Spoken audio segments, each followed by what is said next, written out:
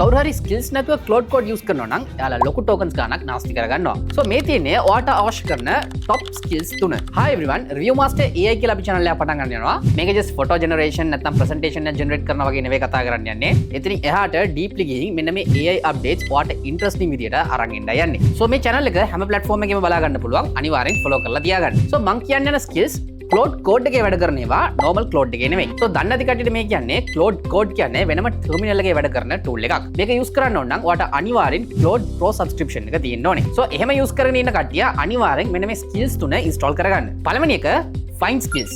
yes මේකේ නමම find skills. මේ skill එක install කරගත්ත ගමන් ඔයා ක්ලෝඩ් කෝඩ් එකේ මොනවද build කරන්න කියලා කිව්වම ඇති අවශ්‍ය skills ටික එයාම search කරලා install කරගන්නවා. number 2 Claude Mem. මේක ක්ලෝඩ් කෝඩ් එකට memory එකක් දෙනවා. එතකොට ක්ලෝඩ් ඔයාගේ projects decisions preferences මේවා කිසිම දෙයක් අමතක වෙන්නේ නැහැ. and අන්තිම එක vibe coders-ලට ඒක තමයි vibe sync. මේකෙන් code write කරන codes ඔක්කොම මෙයා review කරලා ඒකේ මොකක් හරි security hole එකක් තියෙනවද කියලා catch කරලා දෙනවා.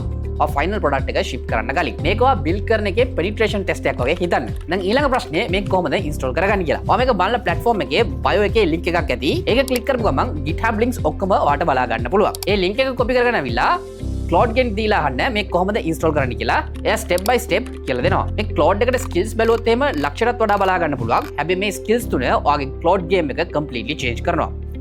Peace.